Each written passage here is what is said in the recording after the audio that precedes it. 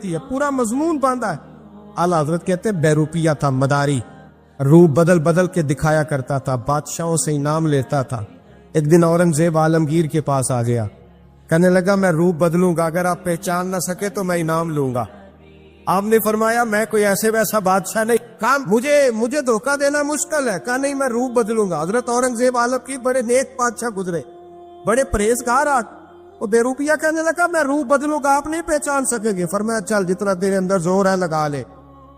حضرت نے اعلان کیا کہ میں نے فوجی بھرتی کر دے, 2 ماہ کے بعد ٹیسٹ ہوگا. وہ 2 مہینے دوڑتا رہا, رنگ روپ بناتا رہا, آیا ٹیسٹ دینے, 2-3 سپاہیوں کا امتحان لیا. اس کی باری آئی تو 10 روپے دیے, کہنے لگے تیرے آنے جانے کا کرایہ میں نے تجھے پہچان لیا ہے.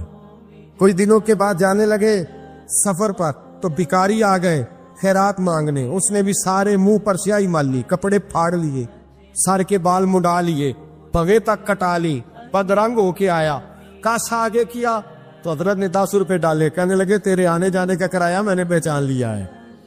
کچھ دن گزرے تو ٹیچر کی ضرورت تھی, اس نے مونچھیں بڑی کر لی, داڑھی نکلی لگا لی, سر پہ جنا کیپ پہن لی, ایک شیروانی لے لی اور ہاتھ میں چھڑی پکڑ کے آیا. کہنے لگا میں استاد ہوں, 2-4 بندوں کا امتحان لیا, اس کی باری آئی تو 5 روپے دیے, 10 روپے دیے, کہا تیرا کرایہ میں نے پہچان لیا. 2 سال گزر گئے. وہ جب بھی آتا حضرت پہچان لیتے. ایک دن سفر پہ جا رہے تھے, بہت بڑا لشکر تھا, جہاد کرنے جا رہے تھے اورنگزیب عالمگیر. تو دیکھا ایک پہاڑی ہے, پہاڑی پہ لوگ جا بھی رہے ہیں آ بھی رہے. اورنگزیب عالمگیر پوچھنے لگے یہاں کیا ہے؟ کہنے لگے بابا جی بیٹھے ہیں دعا کرتے ہیں, اللہ کے نیک بندے ہیں. اورنگزیب کہنے لگے یار پرانے لوگ سارے ہی اللہ والوں کو مانتے, یہ بھی مصیبت آئی ہے جتنی نہیں آئی ہے, سارے لوگ ہی مانتے. کہنے لگے ذرا میں دعا نہ کرا لوں, بچے کام جا رہا ہوں. اورنگزیب بادشاہ تھے, بادشاہ لوگ نازک مزاج ہوتے ہیں. گھوڑے سے اترے, بڑی مشکل سے پہاڑی پہ چڑھے, اوپر گئے تو لائن لگی ہے, بابا جی غار میں بیٹھے.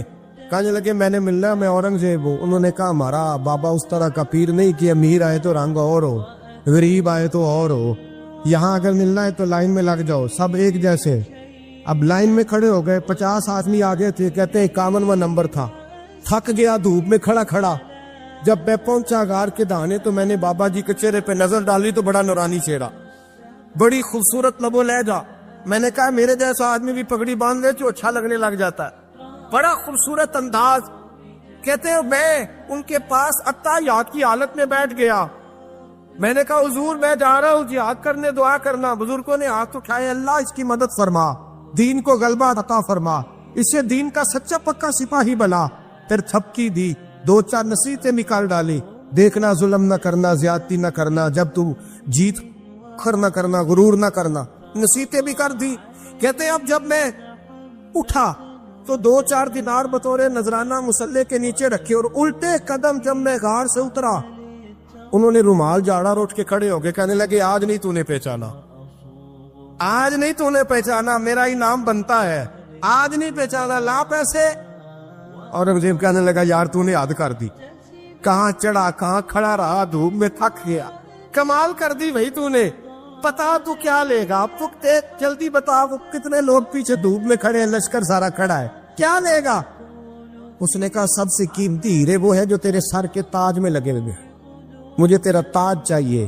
او بھائیو سننا اور یاد رکھنا, میرے اعلیٰ حضرت کہتے ہیں بادشاہ نے سر کے اوپر سے تاج اتارا, بہروپیے کے قدموں میں رکھا اور کہنے لگے یہ لے, اور یہ تو تیرا مانگنے پر میں نے دیا ہے نا, میں واپس آتا ہوں تو آنا میں اپنی مرضی سے بھی تجھے دوں گا. تو نے اورنگزیب جیسے بندے کو دھوکہ دیا, آنا میں اس وقت بھی دوں گا. وہ دیکھ بس بات ختم ہو گئی, حد ہو گئی. دیکھ کر کہتے ہیں جب میں پلٹا نا واپس, بہروپیے نے آواز دی بادشاہ ٹھہر جا. تو میں نے پلٹ کے دیکھا تو کہنے لگے یہ اپنا تاج لے جا, اٹھا اور لے جا. میں نے کہا 2 سال بیت گئے تجھے محنت کرتے, آج قابو آیا تو لے جاؤ. کہنے لگا لے جا, مسئلہ سمجھ میں آ گیا. میں نے کہا مجھے بھی تو سمجھانا. کہتے ہیں وہ پھوٹ پھوٹ کے رویا, اس کی آنکھیں برس پڑی, سیلاب کی طرح آنسو بہہ نکلے, تڑپا.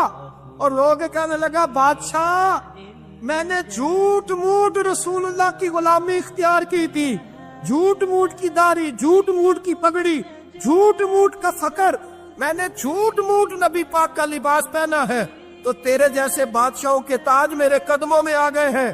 اگر میں سچ مچ رسول اللہ کا غلام بنوں گا تو اللہ کیا کچھ عطا فرمائے. اللہ کتنے